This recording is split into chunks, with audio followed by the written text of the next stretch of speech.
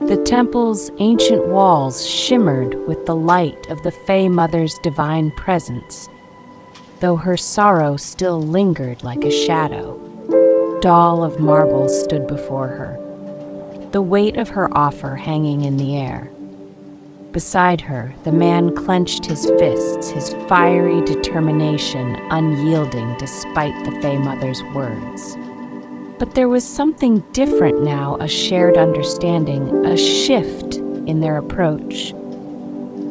They would not tear down the heavens through destruction, but perhaps they could reshape the world with something far more powerful: reason. The Fey Mother gazed at them both, her expression unreadable, but her sadness still present, like a constant hum of loss.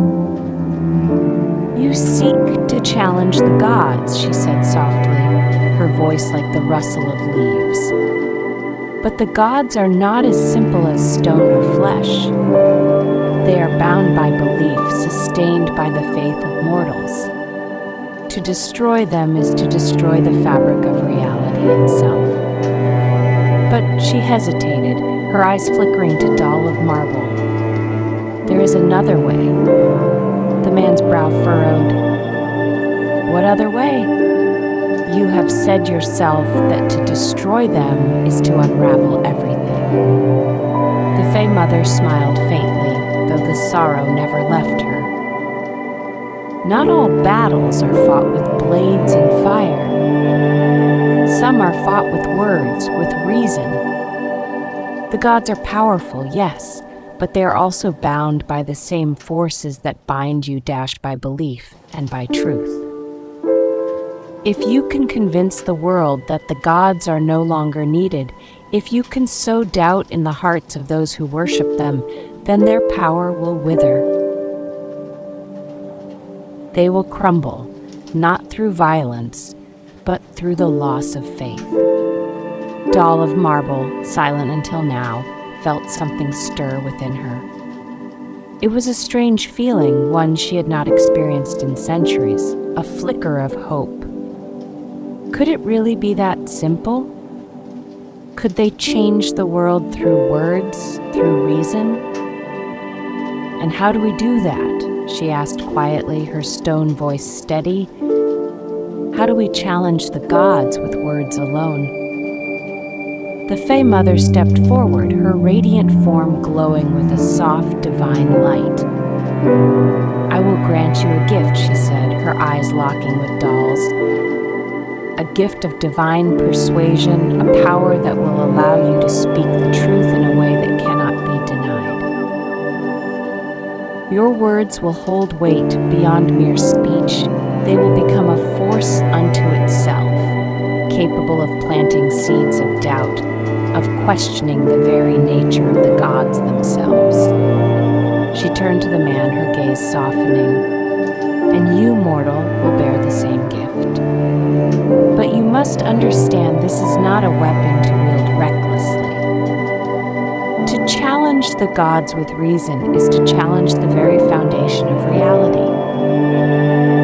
It is a path of great danger, for the gods will not stand idly by as you undermine their power. You will be tested, and not all who hear your words will listen.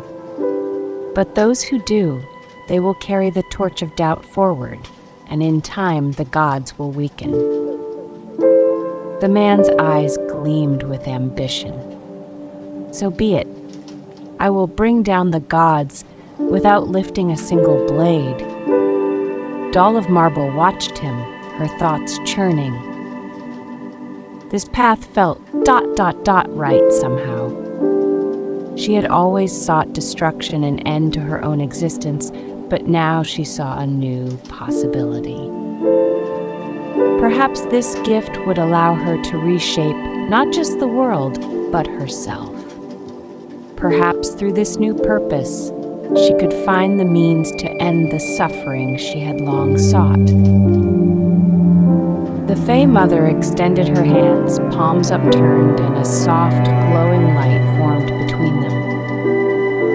It was delicate, like threads of starlight woven together into something tangible. "Take this gift," she said, her voice filled with both hope and certainty. "It is the power of truth, of persuasion. It will allow you to speak to the hearts of men and gods alike. But remember, reason is a double-edged sword. It can unite, but it can also divide. Use it wisely." Doll of Marble stepped forward, feeling the pull of the divine energy. Slowly, hesitantly, she reached out and touched the glowing light. It was warm, but not in a physical sense. Warm in a way that filled her with a strange sense of belonging, of connection to something greater than herself.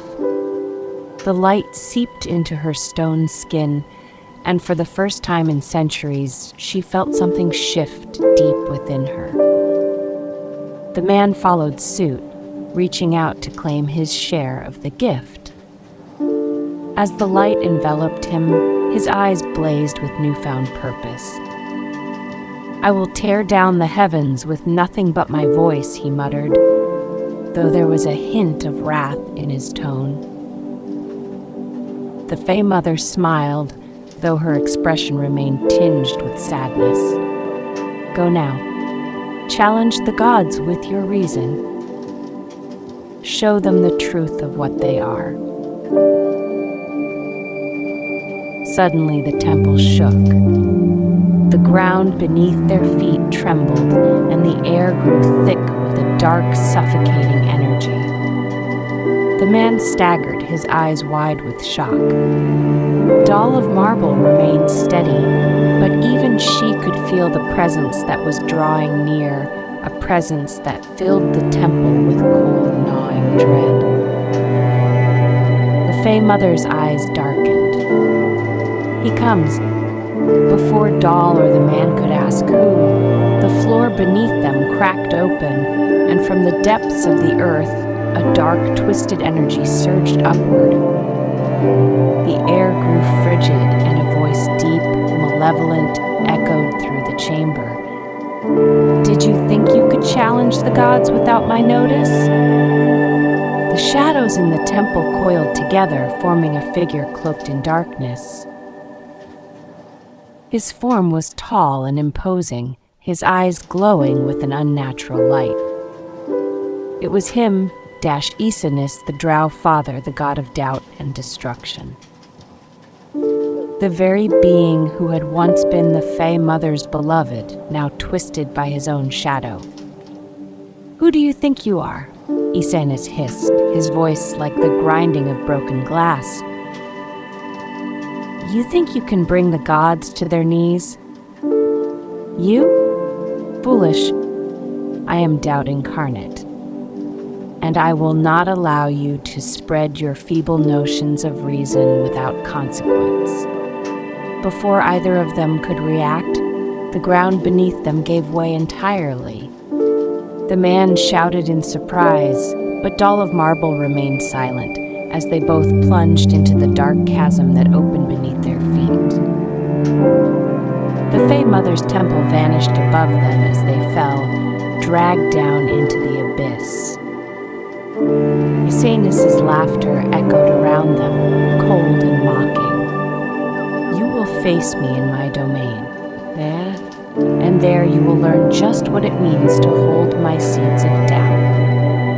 As they fell deeper into the darkness, Doll of Marble felt the weight of the divine gift within her, but it was overshadowed by the oppressive presence of Isinus. The man, still defiant, cursed as the shadows swallowed them whole. The world of light and reason was left far behind. Now they were in the realm of the Drow Father, where doubt reigned supreme. The battle had only just begun.